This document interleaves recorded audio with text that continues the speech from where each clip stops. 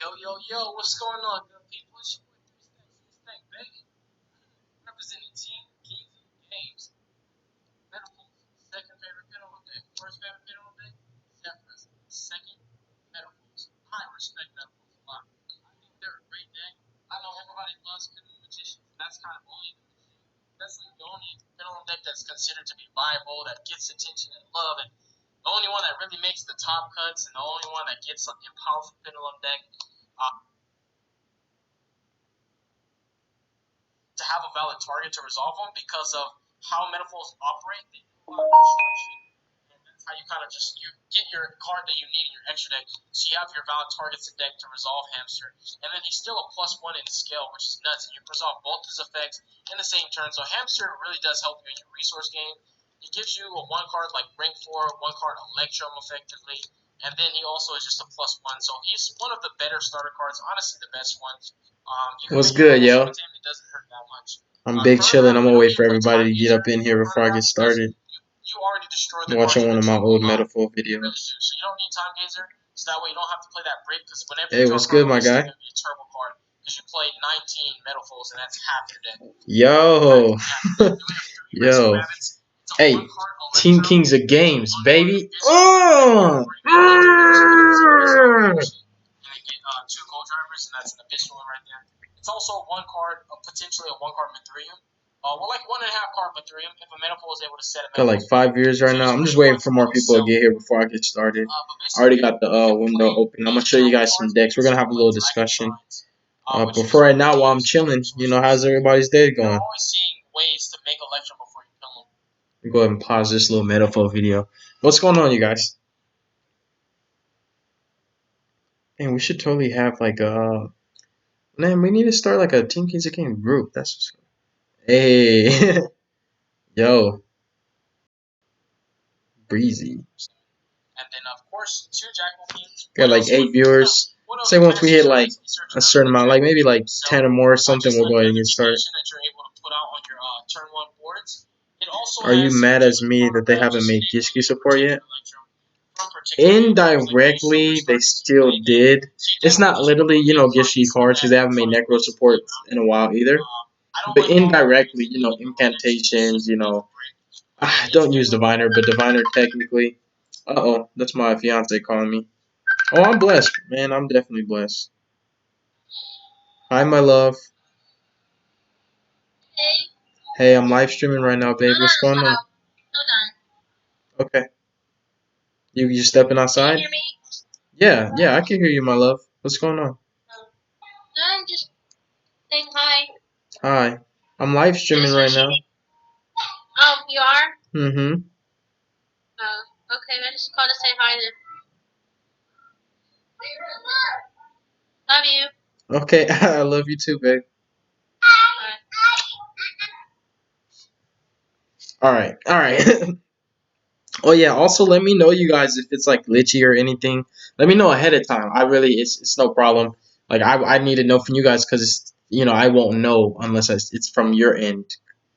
I don't want to have to like have my phone playing the live stream at the same time while I'm doing it to try to figure it out. If you guys notice it starts to get glitchy, or if you see any like frozen frames, if like my face is still but I'm still talking and it doesn't seem like the words match what's going on in the background, let me know and I might have to readjust. But I just went with basic settings so that I wouldn't, I don't want to do anything too fancy. Just make sure I don't get those skip frames that I normally get. Still trying to optimize my live streams. So let's see. But no, I'm not really mad. I mean, they kind of, incantations, extra foolish burial, Gildog. There's a lot of cards you can play in Gishkis. But I guess as far as like Gishkis for their turn 1 play, because it seems like more progressive going second. That's how I play. Like that's how you normally would play Gishkis. Honestly, they don't have really good turn 1 plays. We need like a Gishki monster that just like has some kind of interaction on our opponent's turn with a quick effect. It doesn't have to be amazing. It could just be anything that disrupts. Um, yeah, I still do use Nexus. Really, I just use it on my phone. I never download or anything. Ado Pro didn't download that yet. What's up? Hey, appreciate that, Breezy. But yeah, I guess dang, we just dropped like 4 viewers. But once it gets like 10 or more viewers, I'll go ahead and get to it. I just don't want everybody to like show up later and be like, dang, I missed it. So I want to wait for a certain amount of people to get here before I showcase it. But I'm gonna be talking about top tier Yu-Gi-Oh. Basically, what defines a meta deck. It's not always popularity. What's up, W Killer? But yeah, we're gonna be talking about meta. I'm gonna showcase, some meta decks, basically some online builds. 98% on the skip frames. Goodness gracious, what's up with that? Let me check that out real quick. I'm definitely not feeling that. You guys let me know if you're if I start, like I said, if I start freezing or glitching or anything, because I don't want you guys to sit here and just like stare at a frozen screen. It's not really cool. Okay, we have 10 viewers, so we can go ahead and do it. So before I get into the deck list, I'm trying to be interactive basically, so it's like a back and forth thing with live streaming where I talk, you talk, not just me. Yeah, that's what I was wondering. It said a bunch of like 98%. But let me know if it clears up, Montez. But for right now, it shouldn't be that bad because I'm not showcasing anything. So really, it's just talking. The talking, basically being able to hear the audio will matter more. It's really unfortunate that it does glitch like that, but man, I don't know what it is. I guess I just don't have the most optimal settings. It's a little simply not sure if it's only me. No, no, no. It's not you. It's not only you. Like Montez said. But yeah, basically. As long as you guys can hear me before I get into the other part of this video. Skippy audio or Skippy video? Like Okay, glitchy, yeah. Alright, so but what about the audio? Like can you hear me or is my voice skipping too? Because right now we're just talking. Somebody let me know on your end if my audio is glitchy or if it's just my face being froze still in certain frames. Because my thing, gave me notifications on skip frames, which I don't know what's up with Streamlabs OBS and things of that nature. I don't know if it's me, my settings, that the OBS itself. It happens like that. It's weird. Yeah, not says skip frames 100% over the last 2 minutes. Dang. As long as you guys can hear me. Now we got 12 viewers. We can go ahead and get started. Like I said in the topic of the video, basically, top tier Yu-Gi-Oh! Meta decks. Obviously, I'm going to showcase some of the decks, not like playing them. I'm just going to show some lists, kind of some mainstream, basically streamlined lists of meta decks and definitively what meta is. So first and foremost, Yu-Gi-Oh! Changes a lot. It progresses. For me, the game progresses. Obviously, you have to adapt because it moves at such a fast pace. It's like it's just a train, man. You have to catch it or get on later. Yeah, but like I said, as long as audio is not glitching, if you could still hear me clearly, that's one thing. Matter of fact, let me just do this. Let me just check on my phone and see how bad it is. If it's my face or if it's the audio. Let me see. I'm going to get through. I just don't want everybody to like show up later and be like, dang, I missed it. So I want to wait for a certain amount of people to get here before I showcase it. But I'm going to be talking about top tier Yu-Gi-Oh! Basically, what defines a meta deck. It's not always popularity. What's up, W Killer? But yeah, we're going to be talking about meta. I'm going to showcase, my voice, meta decks, basically some online builds. 98% on the skip. Still have this discussion. What's up with that? Let me check that out real quick. I'm definitely not feeling that. You guys let me know if you're if I start, there you go. Like I said, if I start breathing. There we go. I don't know what's up with all these skip frames, but yeah. So like I was saying, meta. Like I said, Yu-Gi-Oh progresses really, really fast. Like a deck can be hot for 1 month, maybe a couple weeks, and then all of a sudden, out of nowhere, yeah, I just seen my face is frozen. But all of a sudden, out of nowhere, bam, the deck's no longer meta. It's no longer relevant. And it's not necessarily the deck is bad or it just it gets sometimes it is the matchups, but it's more the mainstream popularity, what's topping and what's not topping. A lot of the times it is more so consistency outweighs powers, and the consistency outweighs power in the long run. A deck that's consistent, that has good recovery, that's able to do the same thing over and over and over and over and over again, aka Salaman grades, for example, Eldritch is always going to have somewhat of a, I guess you could say, it has that allure about it that makes it so intriguing to other players. That's all that matters. Voice is clear because we're talking right now. Something that makes it so intriguing. Like for me, if you're going to a YCS, like I normally kind of value like power over consistency sometimes. I like a culmination of both, but for me, I like power a lot of the times. I've started to change, even me as a player. I've noticed that, thank you, that's all that matters right now, audio, because we're talking. I notice sometimes that I've started to change, even as a player, that I've started to value a little bit more consistency over power. It's quite a delay in your stream, so your chat's been delayed, but audio's fine. Yeah, okay, that's what I'm saying. Just as long as you guys can hear me, like that's what I keep saying. But anyways, yeah. So I've started to kind of value consistency more too, because when you're playing in these big events, even if it's online and you're playing for multiple rounds over and over and over, you don't want to play like a glass cannony deck that's gonna put up an amazing board that's gonna be able to shut your opponent down. But ultimately, in the long run, there's so much more risks involved in not enough reward to back it up. So that's why a deck like Salman Great, while it is not necessarily going to lock you out of the game, so to speak. That's why it's been able to stay relevant for so long. And a deck like Sky Strikers and deck like Zodiac, those are decks that are definitively consistent. That's what makes Sky Striker so good. That's what made Zodiac so good. That's what made Salmon Great so good. Not that they were just like a deck like Pendulums or Adamanticators. It's like, dang, you just can't play the game when you get paired up against them. Is this deck is always it's gonna get to its win condition every time. It's always gonna do what it's designed to do. It's consistent. It's able to progress its game state, and it's able to sometimes, incorporate compact engines that raise the ceiling even higher. But the main thing is when your deck can do what it needs to do with one or two cards, and it can do that every single time with a more of like a 80-20 kind of percentage, where it's like 8 out of 10 or even sometimes 90-10, 9 out of 10 times. My goodness, dude, you have a consistent deck. That's what makes decks, man. That's why, for example, Eldritch, even before it started to basically adapt, and there's so many components to the deck. There's so many things that people are incorporating into it. The main deck has so many integrations that there are pseudo generic cards that are splashable for any deck. But it just started out so good because Eldritch was consistent. The same thing with Salman Grace, the same thing with Sky Strikers. Like these decks aren't necessarily just gonna blow you out the water, but it's like, dang, dude, when you get paired with them, it's a rare occasion when those decks are gonna brick. But when you're playing a deck like Pendulum, sometimes you will brick. It's kind of lost some of its power. Electromite made the deck more consistent, but the main thing is consistency does outweigh power in the long run, and that's what really gives the deck a strong standing for it to be considered to be top tier.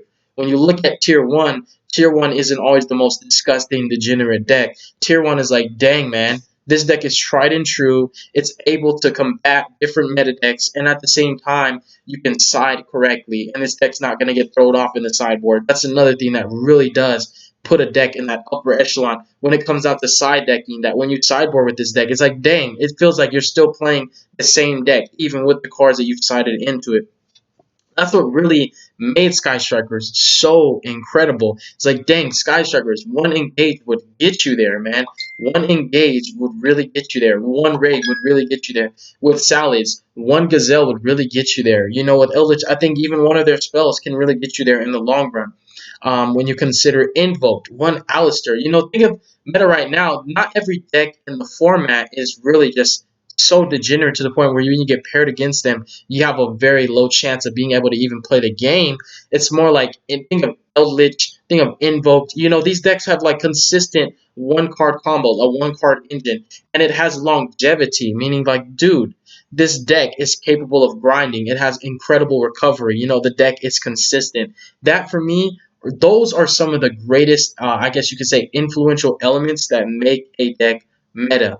That's what makes a deck meta, really. One of the main things. The other thing, too, not only when it comes to side decking and things, is how is it paired up across the rest of the playing field, basically the rest of the board. How is this deck fair against the other top tier decks? How does this deck play? And that's where, again, that's where you really start to see, okay, dang, Adamanticator is good, it's able to do what it does, but somehow Eldritch has a unique way of combating that deck. Somehow Eldritch is able to actually counter that deck. Yeah, that's why Striker is Bay, my guys. Yeah, yeah, but that's why Eldritch really, because Eldritch wasn't necessarily definitively a combo deck. It didn't just start out as like some needle fiber dot deck. Eldritch was just so consistent and resilient. That's another thing. So resilient. It's like, dang, when you break the board, can they make again? Between when we type and when you can read it. Yeah, it's a major thing, man. The delays, and I don't know. I picked optimized settings, and I didn't pick optimized setting, and it does the same thing. Ultimately, I don't know what it is. I just need a paid professional or something like to come in and help me out with that. But anyways, so yeah, like I was saying, dude, yeah, resiliency. You know, like some of these decks are super duper resilient, and I mean like, hey, what's up? Hey, yeah, yeah, I seen you on Facebook. Yeah, some of these decks are super resilient. When I say resilient, I mean, have you ever Dark Ruler no more and then evenly matched the deck? And then they just ended up making the same board all over again, and you're like, dang, what the heck? Like, I just broke your board and you remade it again. Eldritch, Salmon Sky Strikers, Invoke. You know, these decks that are like, they seem kind of okay, it's not that scary when you get paired of it, but when you get into the long run and the grind game, it's like, dang, how is this deck beating me right now? Because it's outlasting you because it has a good progressive resource game. That's what makes these decks meta. Like that's why sometimes the most fair decks ever end up being meta. It's not just because like they're unfair. It's like they're fair, but dude, when it comes down to the long run, when you're playing in the competitive environment, your deck needs to be able to do what it's supposed to do no matter what, including when you side deck. That's when it really gets important. Like when I start taking components out of my deck, things that my deck needs, can I still get to my win condition? Can I still do what the deck is meant to do? Like that's meta for Emancipators. You know, they are very, very powerful. It's a very powerful deck. But think of it this way: there's so many hands that can get you there. So they're consistent too. They have that equilibrium of power and consistency, where one doesn't really overlap the other. They have like this perfect balance of power and consistency. And Emancipators are super powerful, you guys. I mean, dang, who would have thought this rock deck would take the meta by storm? Who would have thought Emancipators would be the new combo deck of the format? And we could talk a little bit about Shaddolls and what happened, how they fell from grace. Shaddolls never lost any of their power. They didn't lose any of the cards that made them good.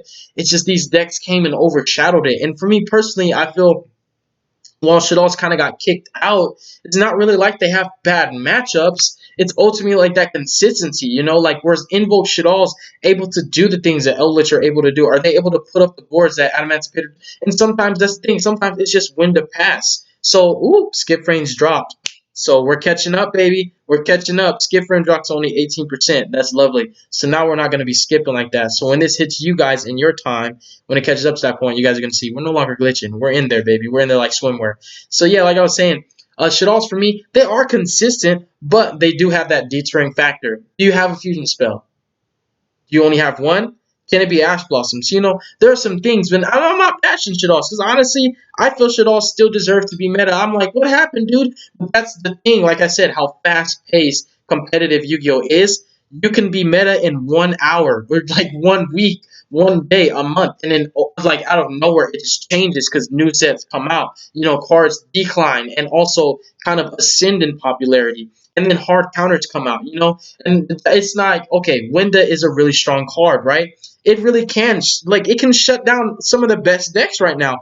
And with the things that are the way Eldritch is evolving, they're evolving to start to gain weaknesses that they didn't have before. Now Eldritch is susceptible to Nibiru. Now Eldritch is susceptible to Winda because they're playing a combo variant of Eldritch. But when Eldritch first came out, that's where people were like, dang, I don't want to play my Shaddolls anymore because Winda doesn't do anything to Eldritch. And it's a really, really competitive deck. So competitive Yu-Gi-Oh! Is very different, you guys. It's weird, with playing casual and playing competitive. When you play competitive, like you have to keep up, man. Like you have to keep up with the trends. You have to keep up with what's popular. And not necessarily that you have to copy paste and cookie cut deck list, but you have to know what's topping. You have to know how to beat it. And with Shaddolls, it's like I think what it is and what people keep saying is we know how to beat it now. We know how to counter it. So a deck like that got pushed out. Luna Lights and Spirals got hit by the ban list. So their story's different. But with Shaddolls, their fall from grace, it's kind of sad that people are saying, the deck's not good. And really for me, it's like, okay, Shaddolls, I'm gonna give you that. Shaddolls might not be as consistent as Adamantipator. They might not be as consistent as, for example, Sky Strikers or Zodiacs. They might not be as consistent as Eldritch. Shaddolls do have a level of resiliency that has to be respected. They have a grind game that is impeccable, and very few decks actually can keep up at that pace that Shaddolls are able to go. So I wouldn't say Shaddolls are definitely like just you can just write them off as they're done. But that's one great example of how competitive Yu-Gi-Oh changes that quick. You can be a meta deck and then in a heartbeat Bam. Resource management also helps differentiates good players from average players. Yes, resource management. You have to know what you do. Just because you got the right hand doesn't mean you're gonna win. You have to know how to set up the optimal board, and you have to think past turn one. That's me as a player. When I'm setting up this board, I'm like, dang. And it's not always. Sometimes I'm just greedy. But when I play Shaddolls, I'm thinking about what I'm going to do on my opponent's turn as I'm playing on my turn. Resource management also goes in tandem with hindsight. Can you consider, is this good enough? Oh, it's not. All right, so I need to set myself a follow up, and I need to make sure that no matter what I'm doing, that I'm keeping a follow up, that I'm not spitting my whole entire hand out to create some board that's unbreakable to lose to a Dark Ruler no more, to lose to a Spear Mode. Resource management also goes in hand with also kind of playing a little bit conservative. Conservative plays means, okay, I can make a construct, I can make a Winda, I can go full combo with Oppo, Winda, Dweller, I can do that. But I'm going to lose every card in my hand. Is that managing your resources responsibly? No. That's kind of being a little greedy. And that's like, okay, if they have the out, then you just completely lose because your hand's gone. You have no recovery. So resource management also goes in tandem with you making the responsible choices with the cards that you have in hand. You making sure that you can squeeze every bit that you can get out of each card in your hand. With Shaddolls, that's a great example. That deck can do that. With Salmon Greats, you can get the most out of one card because Sunlight Wolf is a card. The same with Eldritch. One of their spells and traps can banish itself to get another one. That then can banish itself to get another one. It's this never-ending loop like a circle of life. How do you feel about everyone constantly sleeping on Zephyr? Please let them keep sleeping on it because I don't want my deck to be mainstream. I don't want Zephyr getting hitting. Like, I don't want anything to happen to Zephyr. As far as people, Electromine, the TCG is banned, so it's harder for the deck to replace the scales. Okay, but yeah. So like I said, I don't want anything to happen to Zephyros, and the same with Shaddolls. I'm personally, for me, because I play this deck, I'm happy that they're being slept on because I know now there's not going to be people complaining about them like, oh dang that, because when a deck's doing so good and it's like, dang, it's really like it's excelling at what it does. People start to, they kind of complain, they start to whine, they start to be like, dang, this needs to be banned, and Konami will answer and voila, it's banned. So I'm kind of happy with certain decks that are being slept on. You guys, if you have a favorite deck and it's being slept on, you should be grateful that it's slept on because you don't have to worry about that deck, anything happening to it in the future. But yeah, competitive Yu-Gi-Oh, like I said, it's really, really fast paced, dude. And as a competitive player, like, if you really, really want to win, sometimes you're not even going to be playing a deck that you like. For me personally, I kind of have never really strayed from that. I only play what I like. I only play what I enjoy. I only play what's fun for me. That's something that one of my good friends taught me. Like, I am competitive, but I never forget to have fun. That's just me, though. Not everybody's about fun, because with competitive Yu-Gi-Oh, it gets really serious, and it's about winning. For a lot of these players, that's why they pick some of those decks. The decks that have what I mentioned, consistency, resiliency, somewhat a bit of power output. The deck can't just be like you can't just put up these absolutely terrible boards that just don't do anything. Salmon Greats still have their traps. They still have disruptions. Sky Sharkers still have Widow Anchors. While it was fair and balanced, it still had ways to interrupt you. It can't be just piss poor in what it does, but it should be able to put some sort of interruptions. But like I said, consistency, resiliency. I feel power comes in third. And in the long run, compatibility, interchangeability, meaning can you integrate other things, or is this that kind of deck where, dang, I can't really add anything into it because the engine itself requires so much. Like with Invoke, it's so small, so it's compact. You're able to put so much into it. With Sky Strikers, it's small. With Salmon Greats, you kind of there's a lot required. It doesn't require a lot to get the ball rolling, but there's a lot required to play the deck. Just for the engine aspect. So you can't necessarily always splash so many things, but when it comes down to it, 2/3 of your deck can be solid cards, and 1/3 of your deck can be hand traps. But other decks like Strikers and Invoke, they kind of do, like, their ceiling can be a bit higher sometimes because you don't have to play so many cards. Like with Invoke, 3 Meltdowns, 3 Ouster, 3 Invocations, and then bam. Yeah, I don't want my deck to be hit at all. And then bam, like that's it. So you have so much room for so many different things. That's why Invoked can be splashed in so many archetypes, but a deck like Salamangreats, you can't really splash Salad with everything. But with Sky Strikers, you could splash Sky Strikers in so many decks. With Zodiacs, because it's the minimalistic requirements for playing the deck, and sometimes the resiliency of that one card combo. So those things definitively can make a deck top tier. Now, if the deck is super degenerate and it can do that win, it can fulfill that win condition over and over and over, that's where you get something that can be called tier zero. When the deck is absolutely cancer, it's absolutely degenerate, it completely shuts you down every single time, and it does it so effectively. It's like, and it plays through hand traps. That's where Adamancipators can definitely, I can see Adamancipators definitely teetering between zero point 0.5 and tier one. I feel adamant. Eldritch, I respect them. Eldritch Synchro, it's a new evolvement. It's a new adaptation where Eldritch is no longer like this stun deck that's just like set 5 pass. And it still has all the capabilities of pure Eldritch. It's just they're trying to put in. It's not more consistency now. It's like that equilibrium of power and consistency. Eldritch didn't really have that much power. It didn't have that much damage put. It wasn't able to necessarily OTK out of nowhere. But now it's like, dang, what's going on? Like Eldritch there's so many ways to play it. It's crazy. Like, it's incredible, honestly. But I think Adamancipators, while some people could put Eldritch over Adamancipators because they do, that's why I was saying it's really important. Consistency does outweigh power. Eldritch is more consistent than Adamancipators and has more resiliency. Adamancipators, you take out Block Dragon, there's not very much recovery from making that board all over again. With Eldritch, it's like, dang, didn't I just Lightning Storm all 5 of your back rows? What's going on here? It can happen like that. I'm just ready to compete with Glads. Yeah, I'm actually about to get Glads very soon myself.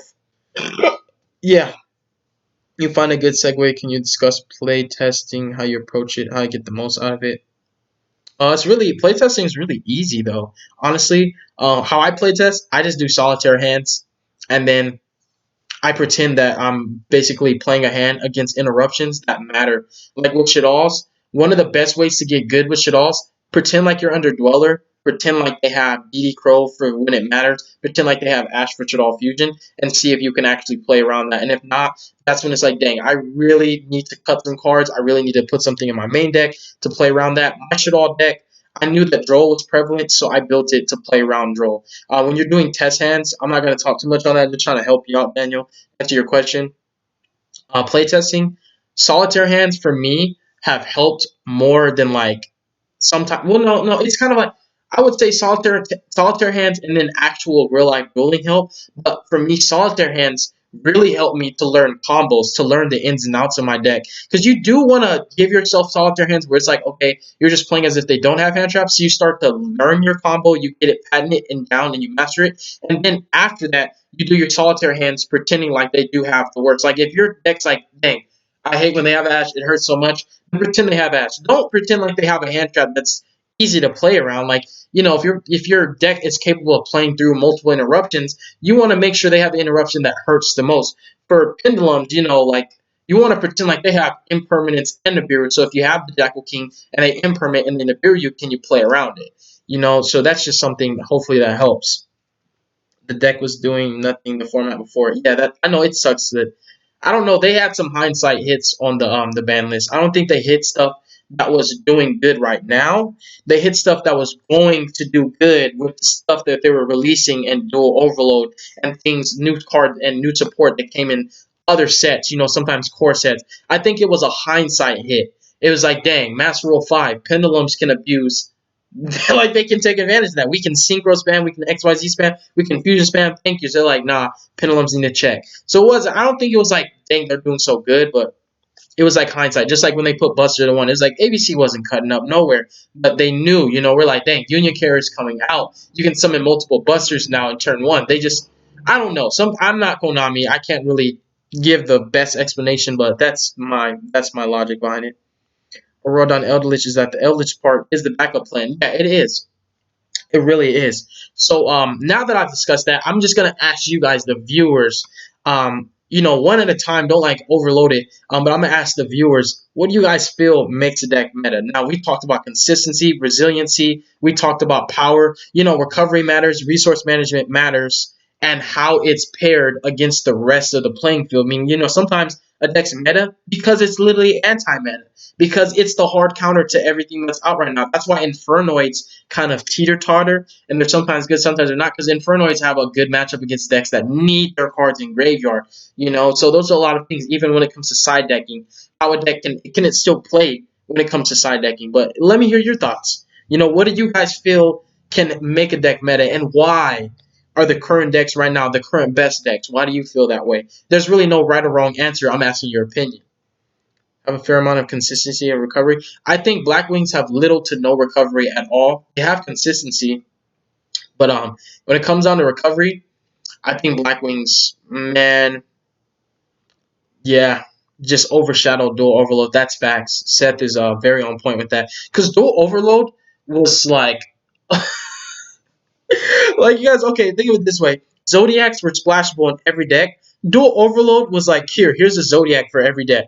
Here's a Union cards that your deck can display, and here's an Artifact, Dagda. Here's so many generic cards that can make so many bottom tier decks capable to make tier 2 boards. It's crazy.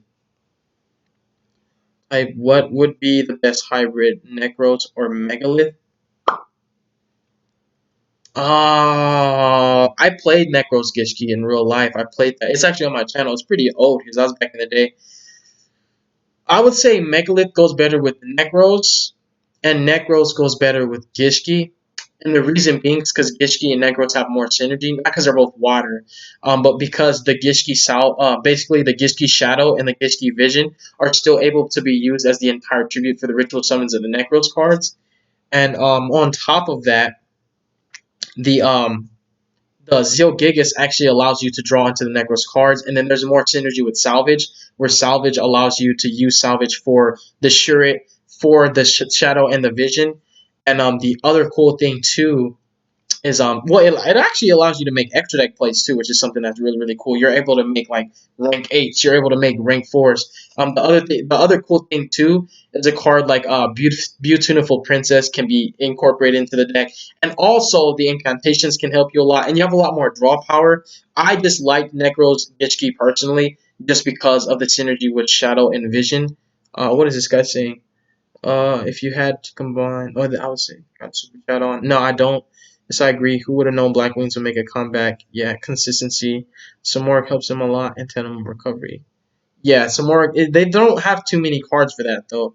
Like a deck like, let's say Galaxy Eyes. That deck's pretty slept on. That deck has crazy recovery, like off of one card.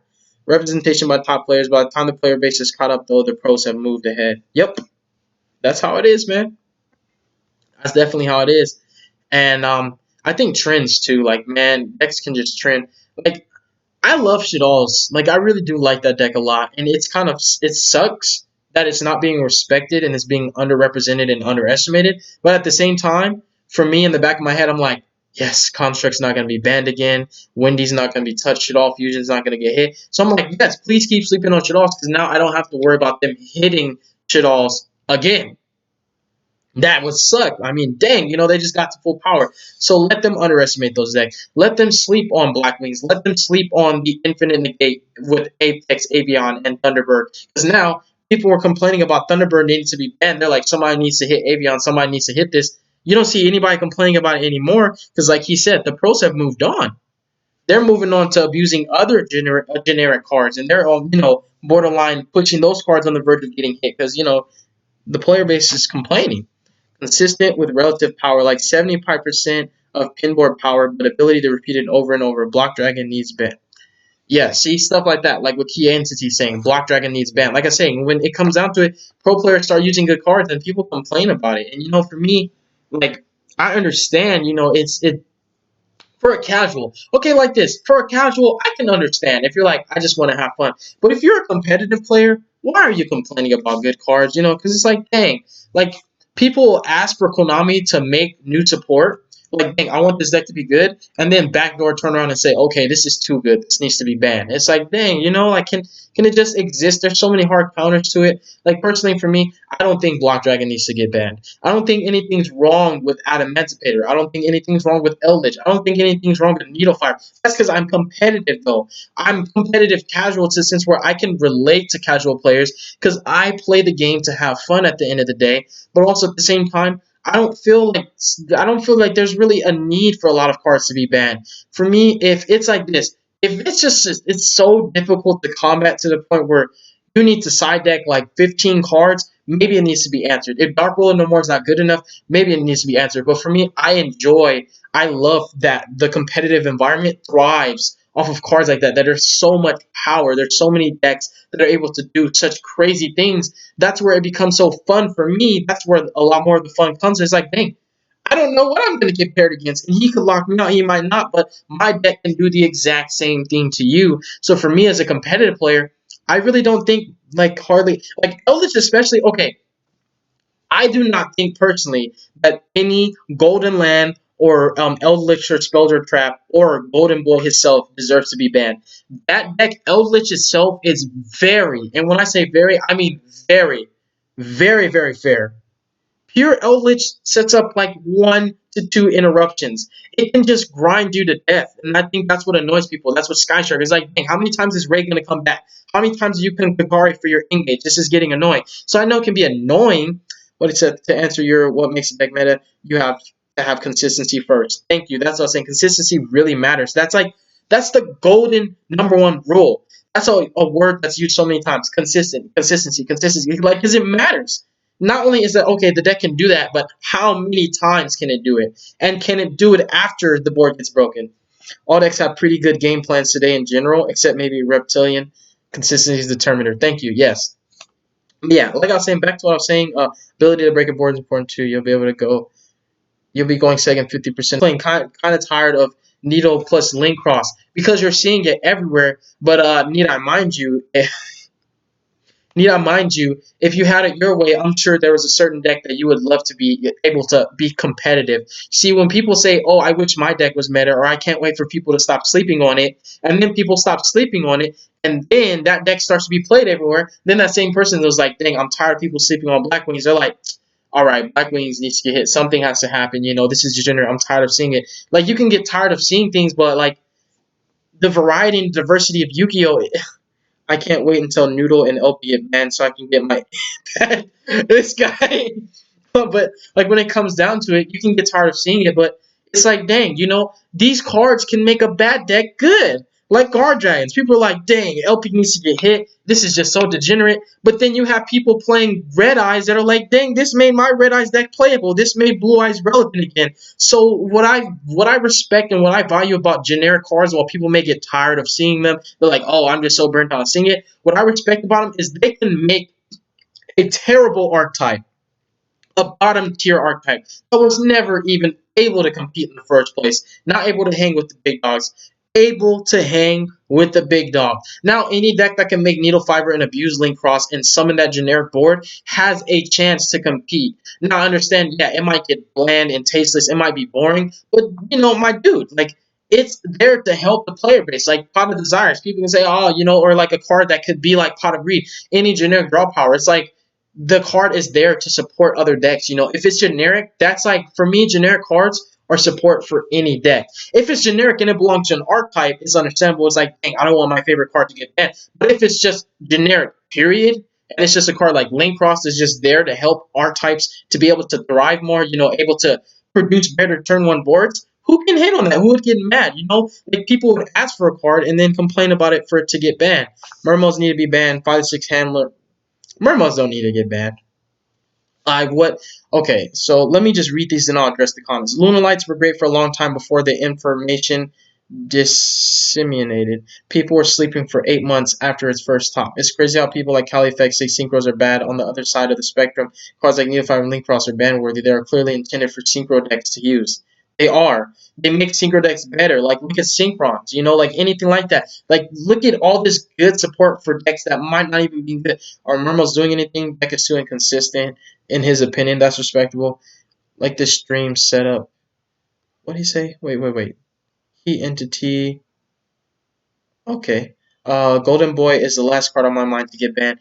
Yeah, okay, so now that I've read all those, I can address them one-on-one. So he said he's tired of Needle plus Link Cross. Like I was already saying, generic cards are there to help the decks to thrive. They honestly are. And while it's reasonably understandable, like, okay, you're tired of seeing it,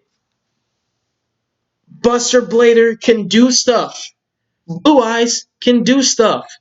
Iconic decks, Harpy decks can do stuff. It's like these decks that weren't doing anything competitive are able to do that. Guard Dragons were able to help any dragon deck to thrive. Any of them. The Spellbook engine, even though it belongs to the Prophecy archetype, knowledge is draw power for any spellcaster deck. You know what I'm saying? It's like these cards are there and they really do help a lot of these decks to get a ceiling that they didn't have that sometimes they deserve. Like they deserve it. You know, like these cards are Cross Sheep. It's such a good card. It helps out so many archetypes. Mermails. You know, I don't think Mermails deserve to be hit. Mermails have been an underdog deck for a very, very long time. It's kind of like that sucks that people would even cry about them being banned. It's like, dang, Mermails just got some sort of formidability. They were just able to like thrive. They literally just started, you know? Unlimited gates. Frank has set up some more both Miss Valley cards with unlimited gates. Me personally, you know, I play Herald, I play Pendulum, so I anything that's setting up a bunch of negates, I'm for it. That's just me, though. You know, people have different opinions. But like I was saying, man, you know, these generic cards are there to help you. For Mermails, they are very consistent. They honestly are. You know, that you have to play Mermail, man. That deck is consistent. Even before Deep Sea Diva went to one, Mermails just have this thing where they struggled with hand traps. You know, they do struggle with interruptions. Like their setup is so powerful, but yet so fragile at the same time. I feel like if you have a problem with Mermails, you should probably just learn how to side deck against them, learn what actually cripples them. For example, Dimension Shifter, you know, a card like Drone Lockbird. D-Shifter and Drone Lockbird are great examples, cards that can hard counter that strategy and are still generically applicable across the playing board where it can hurt Adamant, it can hurt Eldritch. You know, if you get paired against some rogue decks, it can even hurt rogue decks. So, you know, when it comes down to that, I'd rather learn how to adapt and learn how to beat a deck than complain and whine about it getting banned. You know, that's just me, though. Your tournament routine and talk about your mindset going into a tournament. Okay, I can address that. So my tournament routine and my mindset going into a tournament. So whenever I go to competitive events, wait, what does that mean? Like the stream, people. Like this stream up. Oh, he's telling me how to like it. I'm slow. Thank you, man. Y'all don't have to like it though. It's fine. I don't ever say like it, comment, subscribe. I'm not that kind of YouTuber. I just kind of just I get straight to the point most of the time. But yeah. So my routine when I'm going to competitive events. Hopefully this isn't glitching for anybody either. A lot of the times I'm like binge watching. When I say binge, I'm like binge watching YouTube, watching all the top decks like, and when I say binge, I'm like, dude, I'm on it, like white on rice. I'm like, what do I need? Because what I'm preparing for is I'm like, what do I need to expect to see the most? In the most popular mainstream decks, I'm watching how they play. I'm watching duels, interactions. I'm learning how to shut them down. I'm learning what hurts the most, what helps the most. I'm learning what's more popular and what's less popular. I'm also even learning about the underdog decks. I'm seeing what the pie chart looks like. And then after that, then I start building my side deck. I'm like, all right, I know what to expect. And some of the decks, I'm like, I don't know how to beat this deck. I never played against it. So then I watch duels against that deck and I see how people are piloting it and I'm seeing how the person is combating it. And then I'm like, okay. And then I see a card like, oh, he side decked that. Lancia is good. So I'm going to side deck Lancia. Those are just some of the things that I do when I prepare for. Hold on, you guys. I'm going to answer one at a time. I'm still on one question. But that's some of the things that I do to prepare for competitive events. And then I'll also make sure it's. So I don't always do it, but I also try to make sure that I eat because I get headaches, you know, like from playing. You know, I get really tired and burnt out, so I make sure I eat. And then another thing I do, people aren't really, you know, they're not very protective of their deck list or anything. So I'll walk around and I'll see people just play testing their deck, and I'll be like, dang. It's a lot of Salamander grates at this event. All right, bet. We know what we need to do. So that's just one of the main things that I do prepare. That's like my main routine. That's my main routine, and that's my main mindset going into competitive event. Like I'm binge watching YouTube. I'm like, all right, what's topping, what's not topping. Then when I get there, I make some last minute readjustments and revisions to the deck. Because even though I saw this on YouTube, I kind of go around and I glance to see what decks, because you know people lay their cards out as they're writing their deck list, and I see I'm like, okay, I see this, I see that, so I know what to expect. Because you don't want to side deck for a deck that's not going to be there. So mainly, I'm preparing for my side deck, and then sometimes I make changes in my main deck because I'm like, dang, I'm main decking this, and this sucks. This is not going to be good against the decks that are out right now. So all right, I'm gonna take this out and swap it with something else. Red Resonator deck. I that's not really my style. Are Sharks good now? I don't know really anything about Shark. How about the new Fluffle support? Fluffle support's good. I don't know if this is too personal, but what's your real name? Ivan. It's Ivan. That's my real name. A lot of people know that though. People that follow me on Facebook and stuff. I think people forget that Ghost Reaper and Winter Cherries was specifically put in the game to prevent Tier Zero decks. Just cite that and declare Needle Fiber. There you go. Hey, Seth is smart. Sharks got new support. I don't know about Sharks personally. Um, I'm gonna go ahead and showcase you guys. Basically, now I'm gonna show you guys what's meta right now. So I'm gonna transition over here. Before I do this, just let me know ahead of time. 6-hour hand loops are not healthy. Neutralize them to your hand. Pull out the Nibiru, the D shifter. No, they won't be able to pull out the D shifter. Proceed to discard and then turn. Okay, so let me explain this. Regret the Prophet, because I really, like again, you're asking a question, I'm trying to answer it, but it's like very one-sided for you. Okay, so like I was saying, there are ways to play around Mermails. For one, D-Shifter can be literally the first card you play. You can activate it the moment they activate a card. You can chain D-Shifter. Like I was saying with Droll. Droll cripples the deck a lot because it needs to search. It has to search that Minstrel out. If they hard drew it, they are so lucky, but they have to search it. They're looping Dragoons a lot of the time. So if you droll them on Resolution, it hurts them a lot more. I was naming those cards specifically because those can really help to even play around the Minstrel. It's very hard for them to play around that. I'm not going to sit here and make a whole video saying, oh, this is how you beat Mermails. If you feel personally how you feel about Mermails, that's fine, my dude. Let's just end it like that. But I'm going to go ahead and get over here. Now, when I get into this, I'm going to pull up this online browser. You guys let me, like we're talking about top tier meta. And what I'm going to do is I'm going to show you guys basically what the meta is looking like. So I'm going to go to deck editor. I'm going to jump back real quick. And I'm going to check, okay, skip frames are at, dang, skip frames are jumping. All right, so if this doesn't work out, I'll have to go back. But the first deck that I'm going to go to, because it's in the A's, I'm going to go to Adamantipator. So Adamantipator, booyah. And I'm going to jump back because I just, I'm really concerned about the glitching part more than anything. Nah, I don't play Zephyr shit alls. So right here, boom. Adamantipator. Pay no mind to my list. My build's my build, personal preference and all that things. This is my flavor. But basically, Adamantipator's top tier deck, right? Tier 1, basically. Borderline tier 0. This is one of the cards people complain about the most. It gives this deck a level of consistency and recovery that makes it borderline tier 0. Ooh, excuse me. The deck's able to make tier 1 boards, utilizing cards like Needle Fiber, the Mechaphantom Beast Link. It's able to produce Appaloosa boards. It's able to make cards like Dweller, which is an auto-win in certain matchups. It can make Naturia Beast and it can make Barkion, which gives it even in a more exceptional matchup when it's paired against certain decks like Guru Control or when it's paired against Shaddolls, which is another thing that really does cripple Shaddolls. The fact that Adamants can literally just summon that beast turn 1. And that can be the end-all be-all for you. So it's able to make these crazy tier 1 boards. It has so much consistency. You have the analyzer and the seeker and the researcher. Where's she at? These 3 cards right here. There's 9 of them in your main deck. These cards normally start up the shenanigans. You're able to summon cards like Gallant Granite before you even commit to optimal plays just to get access to the combo pieces you're missing. For example, the Block Dragon, or even to get access to the Researcher because she's like one of the easiest ones to summon. This deck is tier 1, you guys. It's able to play through hand traps, play through interruptions, set up optimal turn 1 boards, and it can recover to a certain extent. This deck is like, for me personally, it's like the strongest deck right now. Just in its representation is borderline. It's like 50-50 with Eldritch, but this deck is like it's doing its thing right now. I'm gonna go back real quick just to check.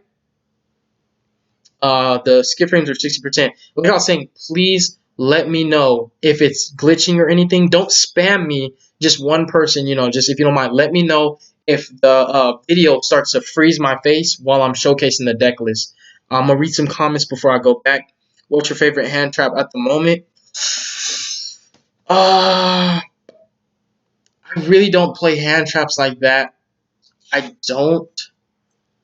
Um, I mean, honestly, I would just say Ash because it's just so good. You got combo making Christia, Beatrice, Doom King, Crusader, Abramax. That sounds disgusting. Christia, Beatrice, Doom King, Abramax, the Vendreads are follow-up zombies always come back. That's funny. He said zombies always come back. What's your favorite hand trap? I like Ash, personally. Format defining. I think cards with lingering effects like Droll and Artifact Lancia and Dimensional Shifter are ridiculous. Stop signs, Black Dragon, called by Salads, Eldritch, etc. Ghost Reaper sounds like a good side. Yeah, Bindra Lord dodges Nibiru and Ash. You can be hand trapped twice and still have full combo. He definitely plays Vindred. My favorite synchro deck, I think right now it is Crystron. When Diagram was at 3 and Denlong was legal, whew, you guys had to have been watching my channel at that time. True King Yang Zings was my jam. That was my jam. I mean, goodness, that was my deck, you guys. Like, dang, I was in love with that deck for such a long time. And then Lithosa Gym got hit, Denlong got banned, and as much as I tried to keep the deck alive, it didn't feel the same. It just didn't. It hurts, you guys. It really does. Have I touched Edo Pro yet? No. Most part of Extravagance gets reprinted and no longer costs a month's supply of food. Are you going to play it in Herald? No, I'm not going to play Extravagance in Herald. Not because it's a bad card, but because I play so many good draw effects. I would hate to lose a good portion of my extra deck that matters, because my extra deck really does matter.